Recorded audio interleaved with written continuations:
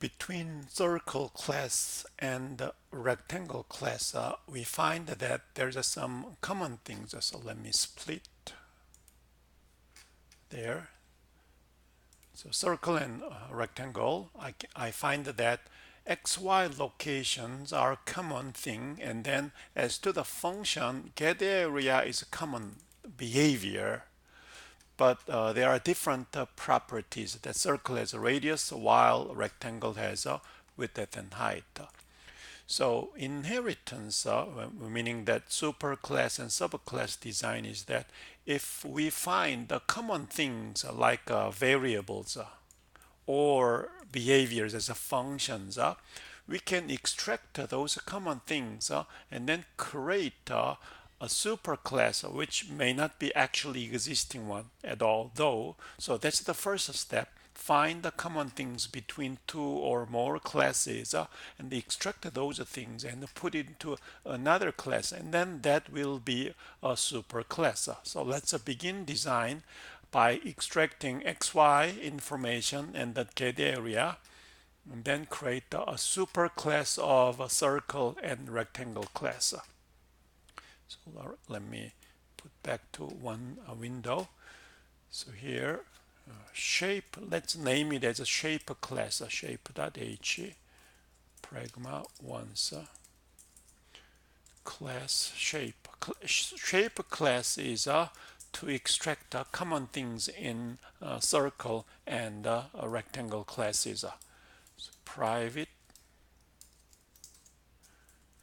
double x, double y, xy location, and public,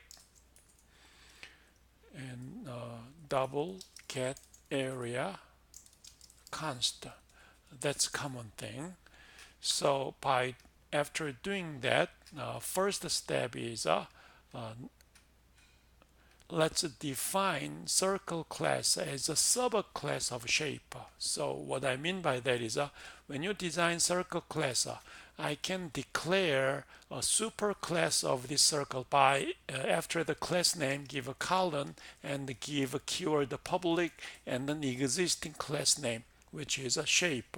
Then of course I need to include shape.h because I'm including that. By doing this one, meaning that circle class is a subclass of shape, what it means actually is everything in shape is inherited and available. What I mean by that is as follows.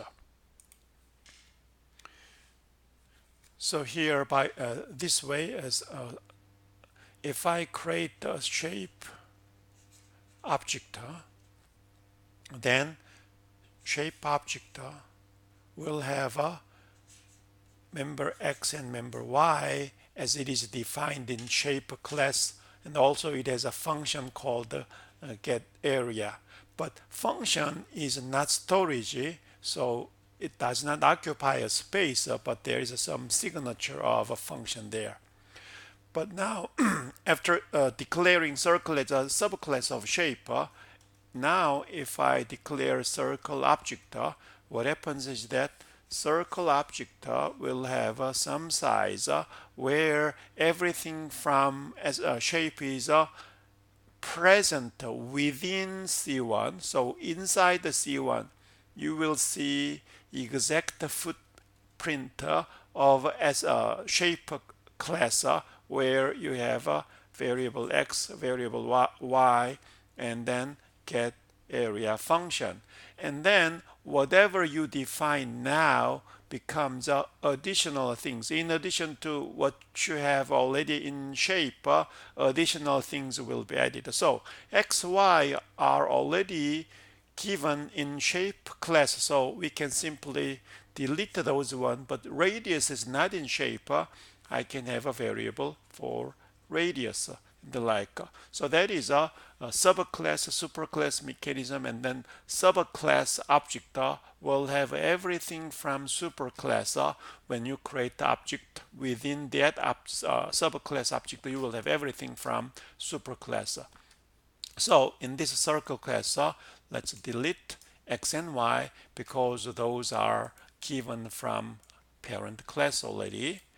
And then get area is different from storage, so leave it for now like that.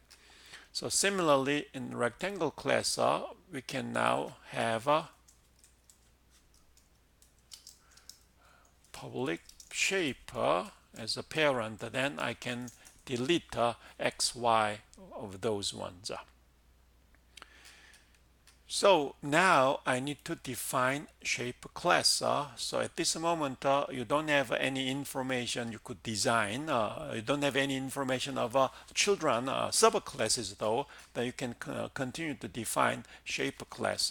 So here I could have a constructor with no parameter, with default parameter. I could have x and y provided. Then let's define shape.cpp include shape.h default constructor provided. Then x and y values are provided. Then we could use those ones or default one. Then we could use a 0 as a default value. This. So in main program, if you want, can dismiss this part. And now I can create shape object, default one or some xy value. Like I need to include the shape, and in make a file I need to add shape.o, shape.o, and shape.o by compiling shape.cpp, which includes shape.h, compile only with the debug symbol there. Now in circle class includes a shape. Rectangle class should include shape.h as well, because I use a shape here. So in makefile, circle class shape.h is included. Rectangle shape.h is included as well. So those are revised makefile. Now I can compile. Then we have error. So I need to revise a few more things. So I'm not done yet. So here circle, let's take a look at circle first. So I worked on .h only. .cpp is not done yet. So circle.cpp, so here is the error message is a circle.cpp. Now xy variables are not inside the circle, but it's in its superclass shape. So what we need to do is we need to forward the xy value to its superclass. So x is 0, y is 0. What we need to do is call superclass constructor with the 0, 0. Then that is done. And then xy 0, 0 is superclass default constructor will take care of that. Now we need to pass xy values. Then what you need to do is shape superclass constructor with the two parameters. Will read those two and assign that. Like so circle class is revised, and the rectangle class needs to be revised as well. So there shape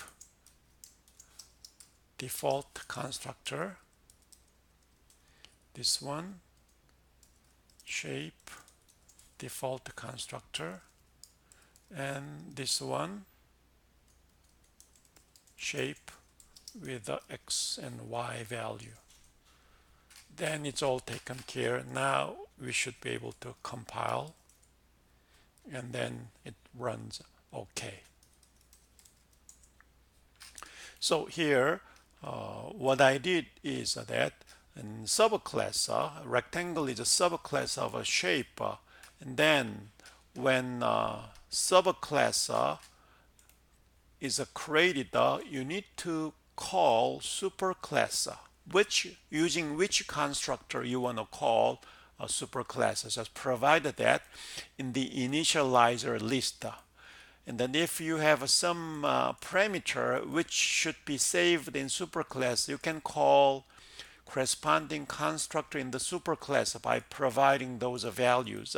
Then those values will be used in this parent superclass constructor. So that is how to design a constructor in subclass.